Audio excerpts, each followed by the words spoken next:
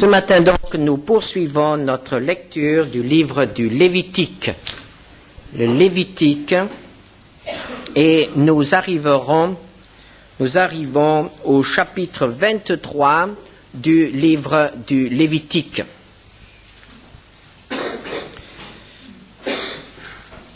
Il s'agit des fêtes de l'Éternel.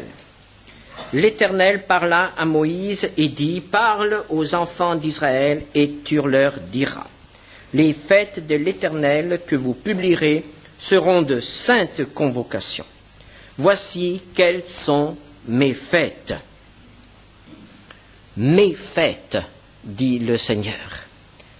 Ce sont les fêtes auxquelles il convie son peuple. Il rassemble son peuple autour de lui pour lui apprendre quelque chose, pour lui donner quelque chose, pour lui donner aussi la joie de la communion avec lui. La première fête mentionnée ici est le sabbat, le repos hebdomadaire, 1 jour sur 7. Nous y reviendrons plus tard, dans une autre étude. Mais chaque convocation, chaque dimanche pour nous doit être un jour de fête. De fête parce que nous mettons du temps à part pour l'œuvre du Seigneur, pour rencontrer le Seigneur. Nous nous pencherons ce matin sur les premières fêtes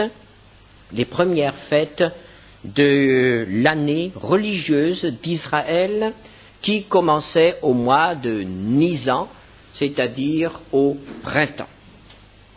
Donc nous aurons ce matin le cycle du printemps, les fêtes du printemps. La première fête est celle de Pâques, chapitre 23 du Lévitique, à partir du verset 4. Voici les fêtes de l'Éternel, les saintes convocations que vous publierez à leur temps fixé. Le premier jour, le 14e jour du mois, entre les deux soirs, ce sera la Pâque de l'Éternel. Cette Pâque, cette fête de l'Éternel, rappelle un événement historique qui s'est passé à l'époque où cette fête est instituée, est légalisée. Il y avait environ 2 ans. Israël était esclave en Égypte, soumis à un tyran qui ne voulait pas lâcher prise. Dieu dit à Pharaon, « Laisse aller mon peuple. » Et Pharaon répliqua, « Qui est l'Éternel pour que j'obéisse? Qui est l'Éternel pour que je laisse partir mes esclaves ?» Dieu a relevé le défi et il s'est révélé à Pharaon. Il s'est révélé à Pharaon par une série d'interventions surnaturelles que nous appelons les plaies. Vous les connaissez, les 10 plaies d'Égypte, mais c'est la dernière qui finalement a brisé la résistance de cet homme, puisqu'elle l'a touché dans son affection, elle l'a touché dans son fils aîné, l'héritier du trône.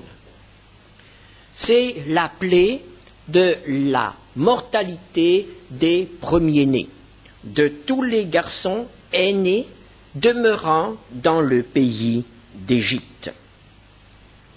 Israël habitait aussi dans ce pays. Et normalement, les premiers-nés de chaque famille en Israël devaient aussi être frappés. Mais Dieu a donné à son peuple un substitut. Il a permis à chaque famille d'Israël de remplacer le fils aîné par un agneau, que l'on appellera l'agneau pascal. Dans le livre de l'Exode, au chapitre 12, versets 1 à 13, nous lisons « L'Éternel dit à Moïse et à Aaron dans le pays d'Égypte, « Ce mois-ci sera pour vous le premier des mois. Il sera pour vous le premier des mois de l'année. Parlez à toute l'assemblée d'Israël et dites, le 10e jour de ce mois, on prendra un agneau pour chaque famille, un agneau pour chaque maison. Si la maison est trop peu nombreuse pour un agneau, on le prendra avec son plus proche voisin. Selon le nombre des personnes, vous compterez pour cet agneau d'après ce que chacun peut manger. Ce sera un agneau sans défaut, mâle, âgé d'1 an. Vous pourrez prendre un agneau ou un chevreau. Vous le garderez jusqu'au 4e jour de ce mois, et toute l'assemblée d'Israël l'immolera entre les 2 soirs. On prendra de son sang et on en mettra sur les 2 poteaux et sur le linteau de la porte des maisons où on le mangera. Cette même nuit, on en mangera la chair, rôtie au feu. On la mangera avec des pains sans levain et des herbes amères. Vous ne le mangerez point à demi-cuit et bouilli dans l'eau, mais il sera rôti au feu. Au verset 13, le sang vous servira de signe sur les maisons où vous serez. Je verrai le sang, je passerai par-dessus vous, et il n'y aura point de plaie qui vous détruise quand je frapperai le pays d'Égypte. Un agneau va mourir à la place du fils aîné. Et pour attester cette mort de l'agneau, il faut que le sang soit affiché, soit exposé. Il faut qu'il soit à l'extérieur des maisons, sur les poteaux et sur le linteau de la porte. Et c'est ainsi que dans le pays d'Égypte, ce soir-là, on a vu un peu partout, dans les villages, dans les villes, à la campagne, même les maisons isolées, un peu partout là où habitait une famille appartenant au peuple d'Israël, on a pu voir le sang qui était exposé et qui rendait témoignage disant « Dans cette maison, on se soumet à la parole de l'Éternel. Dans cette maison, on fait ce que l'Éternel a ordonné. Dans cette maison, on fait confiance à l'Éternel, car ce sang rend témoignage que la mort a frappé, la mort a déjà frappé. Nous faisons confiance à l'Éternel, elle ne frappera plus. Là où la mort a frappé, elle ne frappera plus. Et en effet, cette nuit-là, la mort n'a plus frappé. Le sang mettait le fils aîné de cette famille à l'abri de la mort. Une vie avait été donnée, le sang était versé, cet homme, ce jeune homme, cet enfant était sauvé. Il avait la vie sauve. C'était le prix du rachat. Le sang était le prix qui avait été donné pour la vie d'un homme. Et cette soirée, donc, cette expérience absolument unique dans la vie du peuple d'Israël, doit donner lieu à une commémoration annuelle. Chaque année, le peuple doit se rassembler et célébrer la Pâque de l'Éternel. Et Dieu dit qu'il s'agit là d'une fête perpétuelle. Au verset 14 d'Exode 12, « Vous conserverez le souvenir de ce jour et vous le célébrerez par une fête en l'honneur de l'Éternel. Vous le célébrerez comme une loi perpétuelle pour vos descendants. » Israël célèbre encore aujourd'hui la Pâque de l'Éternel. Nous avons dit que dans le livre du Lévitique, nous retrouvons toujours à nouveau Jésus.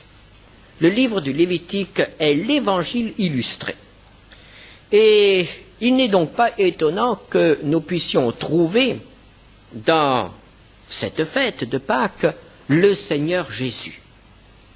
En effet, Jésus a dit qu'il est venu pour donner sa vie en rançon, pour racheter ceux qui sont perdus, ceux qui doivent mourir. Il va donner son sang pour que la mort ne frappe plus. Et ceux qui se mettent à l'abri de son sang, ceux qui croient qu'il est mort pour eux et que leurs péchés ont été expiés, ceux-là ont la vie sauve, c'est-à-dire ils ont la vie éternelle. Jésus a dit dans Jean 5, verset 24, «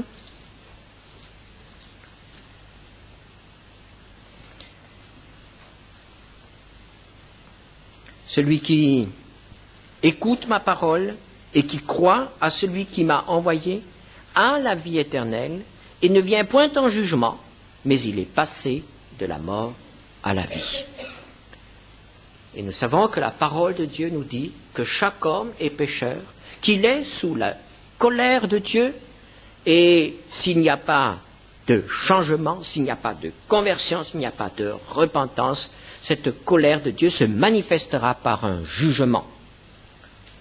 Le Seigneur Jésus dit, celui qui croit en moi, celui qui accepte d'être placé sous le sang de l'agneau de Dieu qui a été versé pour nous, celui-là est passé de la mort à la vie. Celui-là ne viendra point en jugement. Il n'a plus à craindre la colère de Dieu. L'ange exterminateur a passé devant les maisons des Hébreux. Il n'y est pas entré. Et de même, la colère de Dieu se détourne de celui qui accepte Christ comme son sauveur.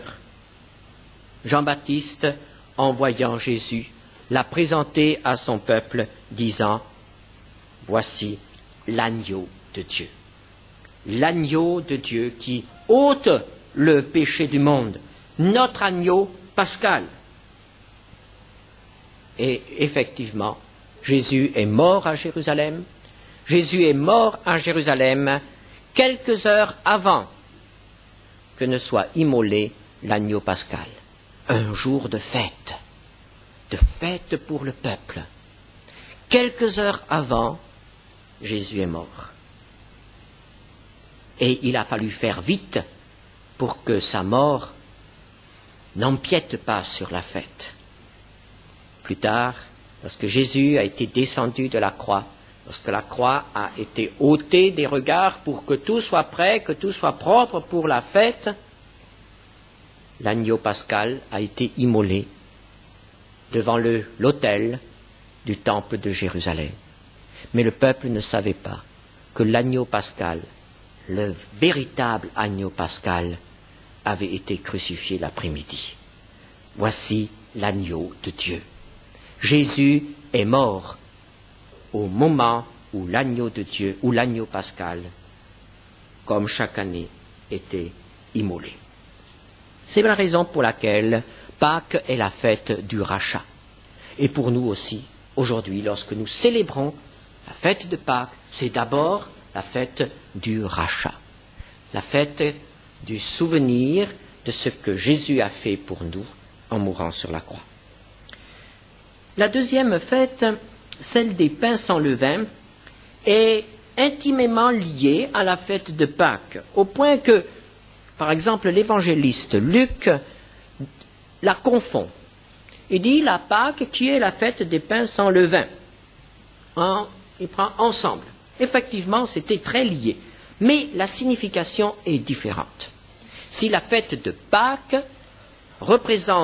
commémore le rachat de l'esclavage, le salut, la fête des pains levains a une autre signification. Tout d'abord, il s'agit de nouveau de commémorer un fait historique. Le soir de l'Exode, lorsque le peuple s'enfuit hors d'Égypte, après la mort de tous les aînés, c'était la nuit. Nous lisons dans Exode 12, verset 34, « Le peuple emporta sa pâte avant qu'elle fût levée. Ils enveloppèrent les pétrins dans leurs vêtements et les mirent sur leurs épaules. C'est une pâte non levée que le peuple emporte avec lui. » Et c'est la raison pour laquelle, chaque année, le peuple doit, pendant quelques jours, une semaine, manger des pains qui ont été faits de pâte non levée. Exode 12, versets 15 à 20. Pendant 7 jours, vous mangerez des pains sans levain. Dès le premier jour, il n'y aura plus de levain dans vos maisons, car toute personne qui mangera du pain levé du premier jour au 7e jour sera retranchée d'Israël. Verset 17. Vous observerez la fête des pains sans levain, car c'est en ce jour même que j'aurai fait sortir vos armées du pays d'Égypte. Vous observerez ce jour comme une loi perpétuelle pour vos descendants. Quelle est la signification de cette deuxième fête en Israël? La fête des pains sans levain qui va durer toute une semaine. Tout d'abord, donc, c'est le rappel de cette sortie d'Égypte, cette sortie précipitée. Lévitique 23, versets 6 à 7. Et le 15e jour de ce mois, ce sera la fête des pains sans levain, en l'honneur de l'Éternel. Vous mangerez pendant 7 jours des pains sans levain. Le premier jour, vous aurez une sainte convocation, vous ne ferez aucune œuvre servile. Des sacrifices seront offerts chaque jour, et ces pains sans levain rappelleront aussi le souvenir de la détresse et du rude esclavage que le peuple connaissait avant sa sortie d'Égypte.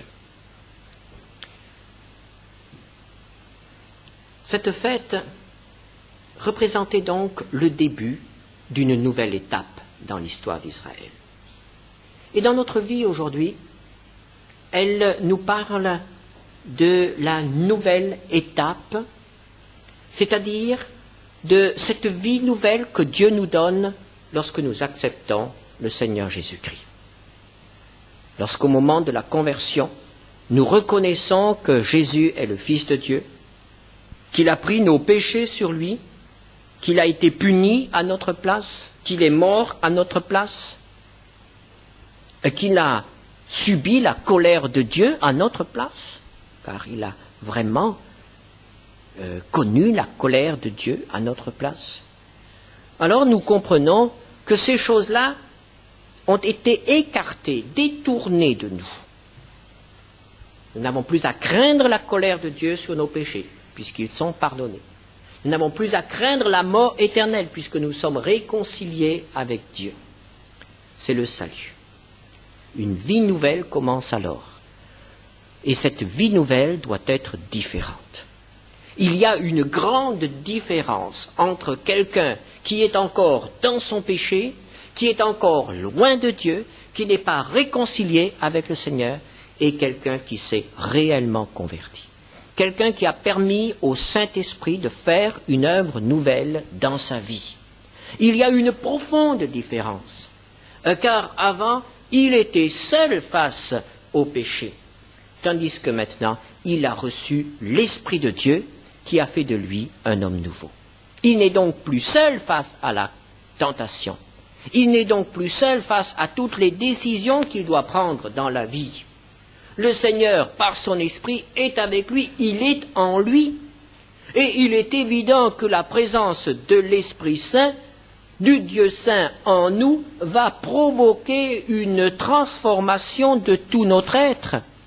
Cela va d'abord se passer en nous, au niveau de nos sentiments, au niveau de nos buts, de nos motivations, aussi dans nos pensées, dans nos réflexions, et puis graduellement cela va se manifester par un comportement nouveau. Car lorsque je pense autrement, j'agis autrement. Et c'est ainsi que nous pouvons commencer une vie nouvelle. La conversion, la nouvelle naissance n'est pas un but, c'est un point de départ. Et nous pouvons commencer une vie nouvelle. Et comment sera cette vie nouvelle?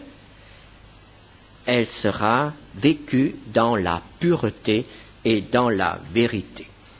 1 Corinthiens 5, versets 7 à 8. Faites disparaître le vieux levain, afin que vous soyez une pâte nouvelle, puisque vous êtes sans levain, car Christ notre Pâque a été immolé. Célébrons donc la fête, non avec du vieux levain, non avec un levain de malice et de méchanceté, mais avec les pains sans levain de la pureté et de la vérité. Et nous avons déjà eu l'occasion de parler de ces choses lorsque nous avons étudié ensemble l'offrande, le second sacrifice dans le Lévitique où nous voyons Jésus, le parfait modèle, Jésus qui a vécu sa vie dans la pureté, dans la vérité, dans la charité, et nous sommes exhortés à marcher dans ses traces. Nous sommes exhortés à le suivre et à l'imiter. Il est alors notre modèle. La fête des pains sans levain nous parle donc de la vie nouvelle. Puis, toujours dans cette période d'une semaine, vient encore une troisième fête. C'est vraiment une semaine très riche. C'est la fête de la gerbe. Prenons Lévitique 23, versets 9 à 14. L'Éternel parla à Moïse et dit, « Parle aux enfants d'Israël, et tu leur diras, quand vous serez entrés dans le pays que je vous donne, et que vous y ferez la moisson, vous apporterez au sacrificateur une gerbe, prémisse de votre moisson. Il agitera de côté et d'autre la gerbe devant l'Éternel, afin qu'elle soit agréée. Le sacrificateur l'agitera de côté et d'autre le lendemain du sabbat. Le jour où vous agiterez la gerbe, vous offrirez en holocauste à l'Éternel un agneau d'1 an, sans défaut. Vous y joindrez une offrande de 2/10 de fleur de farine pétrie à l'huile, comme offrande consumée par le feu, d'une agréable odeur à l'Éternel, et vous ferez une libation d'1/4 de hin de vin. Vous ne mangerez ni pain, ni épis rôtis ou broyés, jusqu'au jour même où vous apporterez l'offrande à votre Dieu. C'est une loi perpétuelle pour vos descendants dans tous les lieux où vous habiterez. La fête de la gerbe, c'est de nouveau une fête symbolique qui représente la consécration de la moisson qui est en train de mûrir. Nous sommes là tout à fait au début de l'année, n'est-ce pas? Nous sommes donc aux alentours de notre fête de Pâques, au printemps. Et déjà, les épis se forment. Il s'agit, là, pour le peuple d'Israël, de prendre quelques épis et de les consacrer à Dieu. Ce sont les premiers épis qui sont coupés dans les champs. Seulement quelques-uns, une poignée, une gerbe. Et ces épis mûrissants sont apportés au Seigneur comme un don à l'avance de toute la récolte. Ce sont les prémices. Aucun grain, aucun épi ne devait être coupé avant cette fête. Aucun grain, même s'il était mûr, ne devait être mangé, broyé ou rôti, comme c'est écrit ici. Aucun pain ne devait être fait d'une éventuelle farine qui aurait pu être récoltée déjà à ce moment-là. Il y a là une interdiction absolue de consommer pour soi-même quoi que ce soit avant cette date où la première gerbe est consacrée à l'Éternel. La priorité absolue à Dieu. Quelle leçon! Dieu veut être servi en premier. Très souvent, nous servons Dieu en dernier, avec notre surplus. Quand il y a du temps de reste, eh bien bon, on va faire quelque chose pour Dieu. Mais ici, il s'agit de la fête des prémices. Il faut que la première gerbe soit au Seigneur. La date est fixée. C'est le lendemain du sabbat. Quel sabbat? Très certainement le samedi qui tombe dans cette période de la fête. Comme vous savez, il s'agit de la fête de Pâques et des pains de vin est une fête mobile, puisqu'elle dépend de l'équinoxe et de la lune. Donc c'est une fête mobile, c'est pour ça qu'elle change chaque année. Donc le samedi pouvait se situer à n'importe quel moment, à n'importe quelle place de cette semaine. Mais la fête de la gerbe, les prémices, se situait au lendemain du sabbat, donc un dimanche matin. C'est le dimanche matin, toujours, au cours de cette semaine, que devait être présentée la première gerbe. Que nous disent les évangiles? Lorsque Jésus mourut, il mourut le jour, le 14 du mois de Nisan, donc le jour où l'on immolait l'agneau pascal. Et quand est-ce qu'il ressuscita? Il ressuscita le dimanche matin,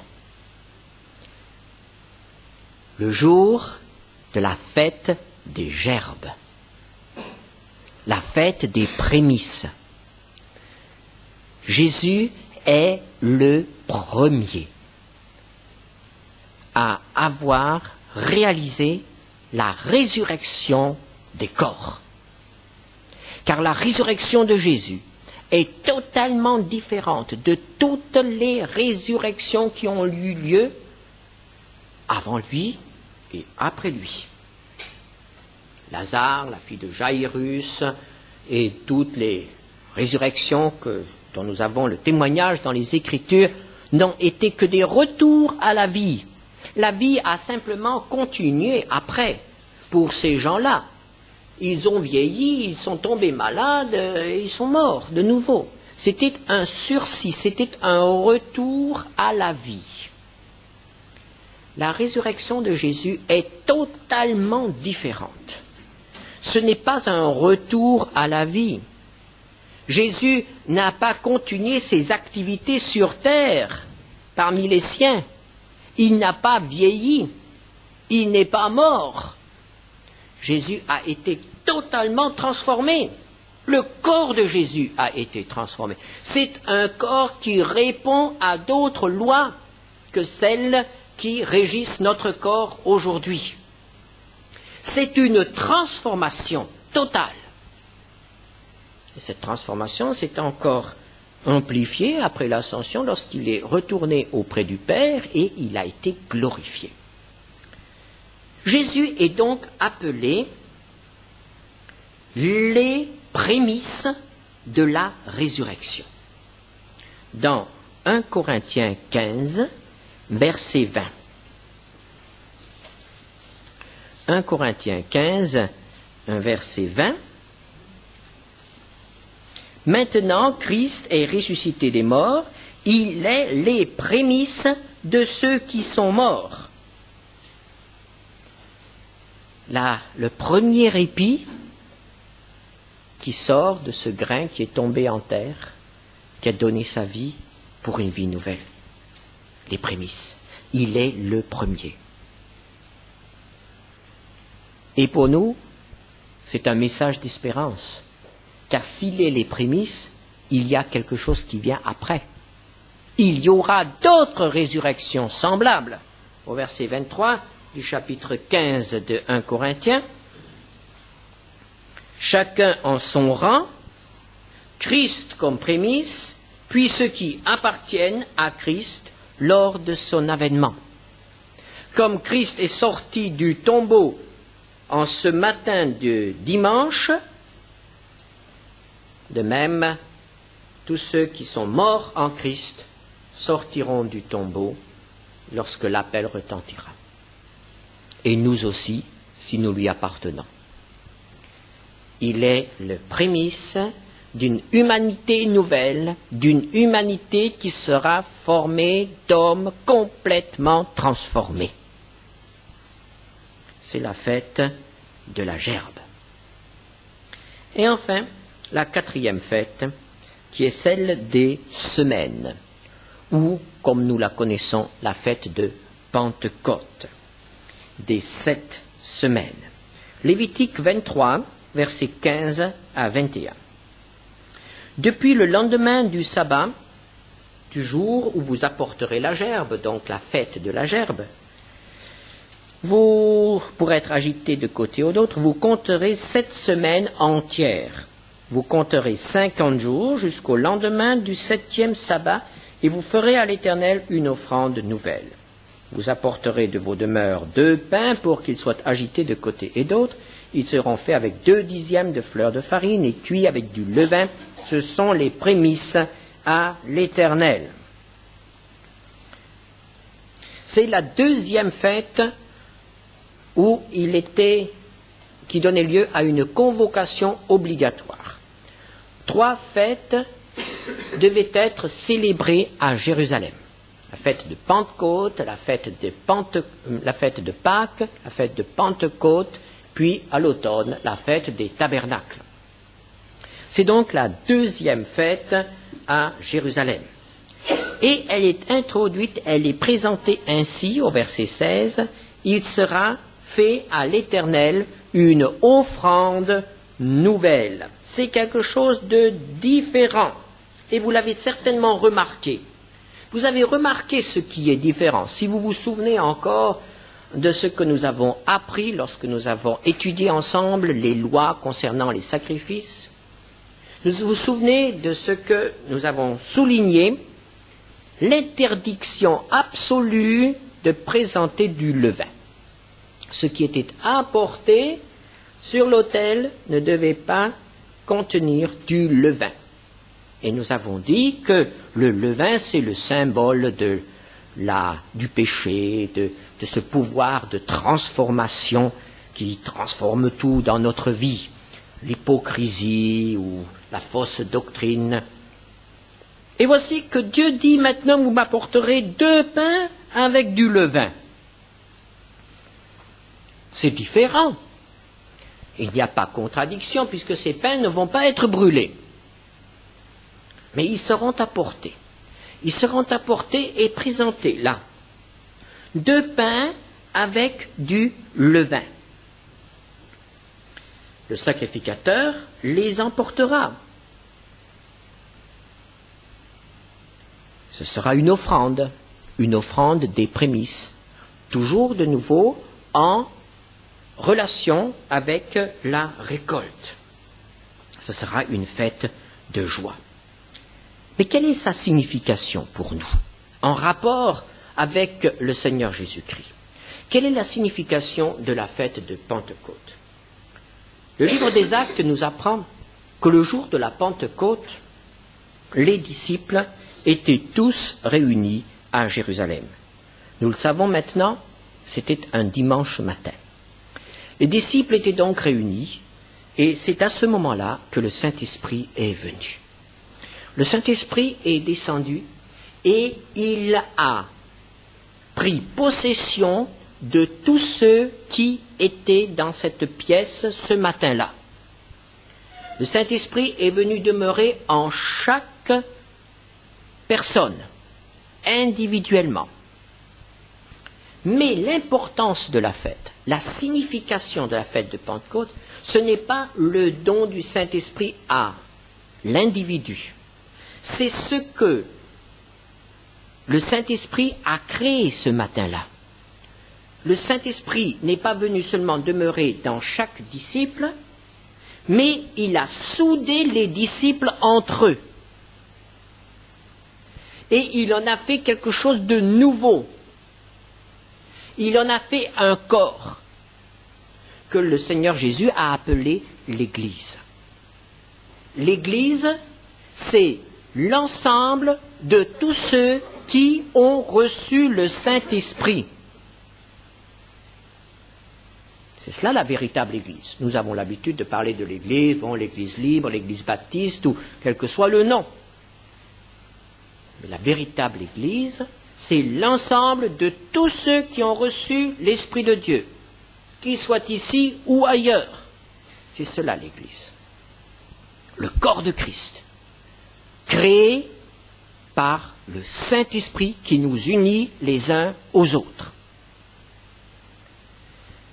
Ici, il y a 2 pains. Ces 2 pains nous rappellent l'origine de l'Église. L'Église a été créée par 2 groupes d'individus. Ceux qui ont accepté Christ parmi le peuple d'Israël, c'est le groupe qui vient des Juifs. et puis ceux qui ont accepté Christ parmi les païens. C'est le groupe qui vient des nations. Ce sont les deux pains qui représentent les Juifs et les nations. Et ces deux pains sont présentés à Dieu. Mais maintenant, le levain. Que vient faire le levain? Eh bien, le levain rend tout simplement témoignage de la présence de problèmes et de péchés dans l'Église. Oui. Nous sommes souvent des idéalistes. Et nous disons, ah, l'Église doit être pure, il ne doit pas y avoir de problème, il ne doit pas y avoir ceci, il ne doit pas y avoir cela. C'est vrai.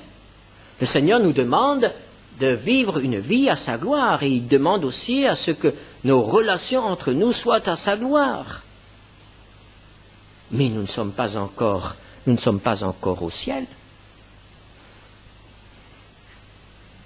Nous ne sommes pas encore délivrés de la présence du péché. Et comme nous avons tous individuellement des problèmes avec notre vieil homme et avec la présence du péché en nous, eh bien ces problèmes ne disparaissent pas quand nous franchissons la porte de la salle. Nous les amenons avec nous. Et de temps à autre, ça se voit, hein? De temps à autre, on a un petit peu des... Alors, la parole de Dieu nous dit, oui, dans l'Église, il y a encore le péché. Ce qui ne veut pas dire que nous devons tolérer le péché, cela ne veut pas dire que nous devons fermer les yeux, que nous devons rien faire pour lutter contre ces choses. Notre préoccupation, comme nous l'avons vu tout à l'heure, c'est de vivre une vie nouvelle. Cette fine fleur de farine qui donne du pain sans levain, c'est cela notre but. Mais le jour de la Pentecôte, les deux pains qui ont été présentés contiennent du levain. Ce qui nous rappelle que, bon, il faut que nous sachions qu'il y a des problèmes dans l'Église et qu'il y en aura toujours. C'est donc cette fête de Pentecôte qui clôt le cycle des fêtes du printemps et qui dure donc environ un peu plus de 7 semaines, qui commence avec la fête de Pâques, la mort de l'agneau pascal et la fête de Pentecôte, qui peut être considérée comme le résultat, le fruit de la mort de l'agneau pascal. Un peuple nouveau qui est là, à la disposition du Seigneur, qui a été créé par la venue du Saint-Esprit. C'est cela, la Pentecôte. Nous voyons donc Jésus qui a réalisé ces choses. Jésus, l'agneau pascal, Jésus, la gerbe qui est offerte comme prémisse, Jésus, le pain sans levain, en lui il n'y a pas de péché, il n'y a pas de compromis, il est notre modèle, et enfin Jésus qui vient demeurer en nous par son esprit et qui est le chef du corps de l'Église. Prions.